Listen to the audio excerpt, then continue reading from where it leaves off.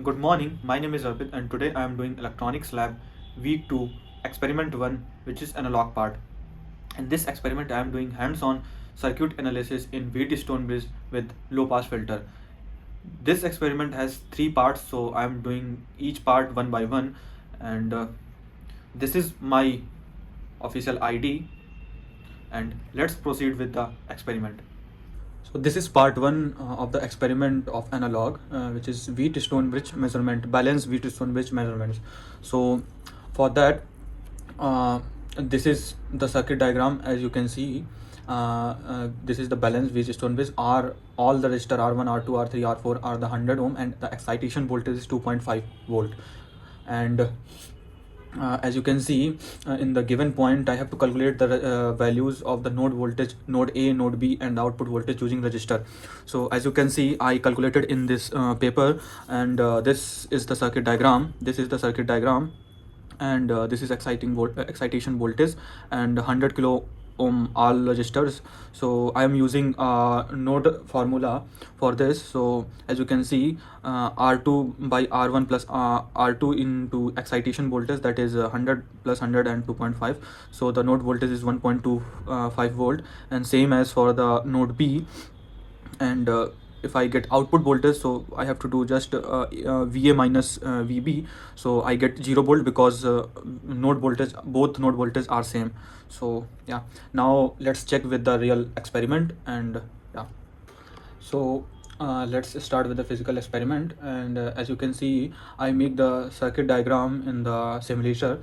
So as you can see, for this is excitation voltage is 2.5 volt, and all resistors are 100 kilo ohms. And as you can see, the voltage of output is 0, because this is Wheatstone balanced Wheatstone bridge. And this diagram is for node voltages. Left hand side you can see the node A, and right hand side you can see the node B. Both are the same, and excitation voltage is 2.5 volt, and the resistors is all same. So let's proceed with the physical experiment, checking with the resistors value, all resistors value. So as you can see,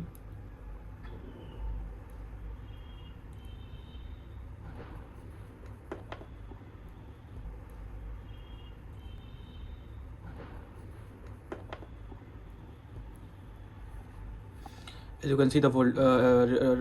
resistors is like 99 point or something. So yeah, it's slightly not 100, but it's to be 100. Yeah, it's 200. So the all resistors are 100 kilo ohms. Slightly variation, not exact 100 kilo ohms. So let's test it. Let's fix it in the VT.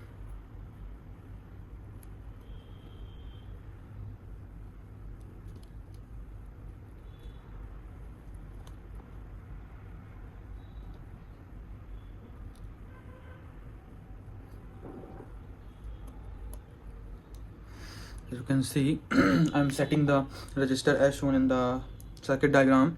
And first of all, let's check the voltage, how much I am voltage getting from the oscilloscope or ADLM. So let's check how much voltage I'm getting. So as you can see, not exact 2.5 volt, but it's 2.47. So let's check the output voltage. As you can see, it's 0.1 or 0 point, because of some slight, not the values are not fixed, but yeah, it's nearly 0. And let's check the node A voltage. Now we are checking the node voltage. So as you can see, this is 1.16, and according to our calculation the voltage is 1.25 volt. So it's some variation, because voltage is not exact 2.5 volt, and some resistors value is not fixed, like some 98.9 or 99.9. so that's why I am getting this voltage value 1.16. And let's check node B, and you can see the same value for the node B. And the node A value is 1.6. Now let's proceed with excitation voltage is like 2.5 plus 1 sine omega t. So yeah, So this is the point 6 where the excitation voltage in AC, which is 2.5 plus 1 sine omega t, and this is the calculation for that. I am using same resistor value 100 kilo ohm, but the excitation voltage is changed, which is AC, and I'm calculating this VA and VB and V0 using nodal voltage formula. So as you can see, R2 plus R1 plus R2 into excitation voltage, and for node B is R4 plus R3 plus R4 into excitation voltage, that is E. And you can see 100 ohms resistors and into 2.5 plus sine omega t, that is the excitation voltage. So I get VA is 1.25 plus 0. Sine omega t, and same for the VB. And as you can see, what we get, the output voltage, that is V0 equal to V minus VA minus VB. So that is VA minus VB, you can see here, that is VA minus VB. So I subtracted, so I get 0. That is why, because this is a balanced Wheatstone bridge. So, and let's see what happened in the physical experiment. Now we can start with point 6, where I have repeated all the theories, and excitation voltage is 2.5 plus 1 sine omega t volt. So I make the same diagram I make for the simulation tool. As you can see, this is the 1 hertz and 2.5 volt sine wave, and as you can see, the nodal voltage, its output voltage, as you can see, it's 0. And in this diagram you can see this is node A and node B voltage, and same power supply 2.5 volt 1 hertz, as you can see. And left hand side you can see node A, and right hand side you can see node B. So let's proceed with the physical experiment. So as you can see, this is the Pixel Pulse software. I am giving the sine wave from channel A, which is 2.5 volt plus sine omega t, and the frequency is 1 hertz. So this is from channel A, and I am measuring the node voltage from channel V. You can see the peak to peak voltage is 1.67, and I am getting the in the calculation which is 1.7 something. So this is not exact voltage, but because of some resistors value is not exact 100 ohms, so that's why I'm not getting exact value. And this is for the channel A, and see what's happened in the channel B. So yeah, because of I am setting the swipe to the 10 seconds, so it take time to update this value. Let's wait for that. Yeah, as you can see, now it's 1.18 peak to peak voltage. So yeah, it's same, and this is node B voltage.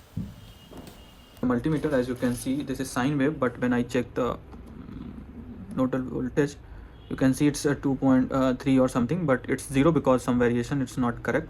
But the balanced Wheatstone, where you give the output voltage of its V0 is 0.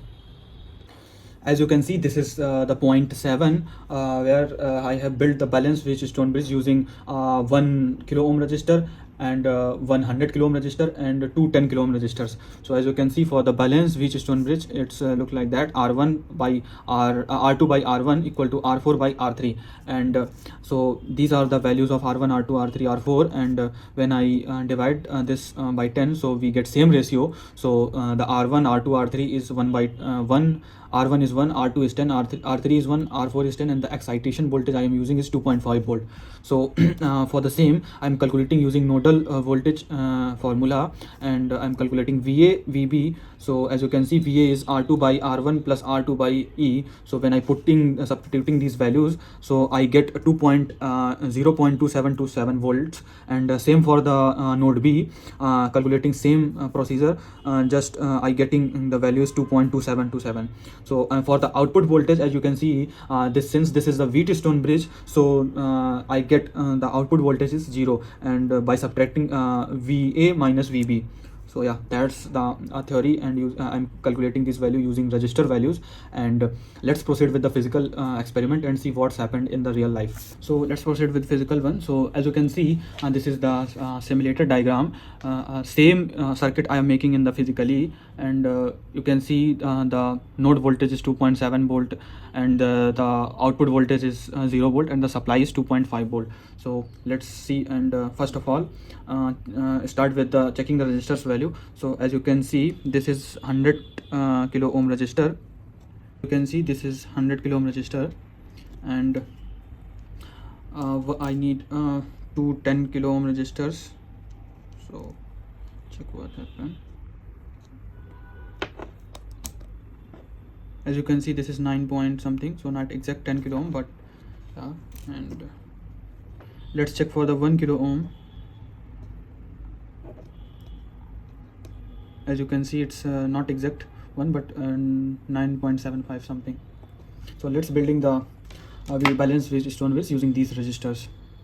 As you can see, this is 10 kilo ohm, this is 10, and this is 1, and this is 100 kilo. So let's check the node A voltage. As you can see, that is 2.25, not exact, but because of some resistor values not exact, so yeah, it's now it's same as when I, and you can see that is the node B voltage. Yeah, it's fine because not the resistor value is not exact. And let's check the output, that is V naught. You can see it's 0. So because of this is Wheatstone Bridge, so the output voltage is 0. Here I am calculating in on paper part 2, which is the unbalanced condition. I have to retain I have to add a 1 kilo ohm resistor with between one R1 and the excitation voltage, and 4 R4 and negative terminal. So I have to do that. I have this. So R1 is 101 kilo ohm, R4 is 101, and R2 is 100, and R3 is 100 kilo ohm. So I am using nodal voltage formula for the calculation. So for node A, so VA is equal to R2 by R1 plus R2 into excitation voltage, that is E. So I have substituted the values. For substitution and calculation, I am getting VA is 1.2483 volt, and for the node B I am doing same, that is VB is equal to R4 by R3 plus R4 into that is excitation voltage, that is E.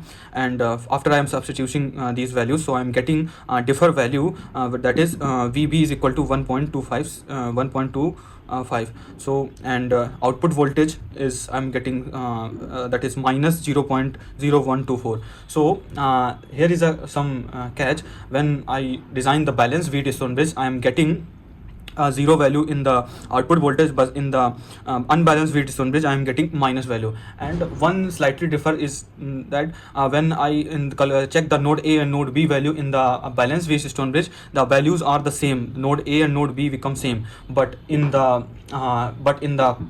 unbalanced Wheatstone Bridge I am getting different value. The node A value is lesser and the node B value is higher. So that is the difference between a balanced condition and unbalanced condition. So let's proceed with the part 2, which is to make the unbalanced Wheatstone Bridge and adding the 1 kilo ohm resistor in with R between R1 and excitation voltage, and 1 kilo ohm resistor with R4 and negative terminal.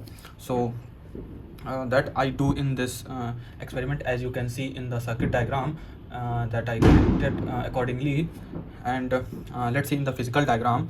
So here I have using 6 resistors, which is 4 resistors are 100 kilo ohm and 2 resistors are 1 kilo ohm. So yeah, let's check the output voltage what I am getting, that is V naught. According to my calculation, I am getting the output voltage is 0.012 volt. And let's see what in this what circuit is given. So as you can see, that is something minus 0.03 something. So it's slightly differ because of the resistance value is not exact. So and let's check the node A voltage what I am getting in the node A.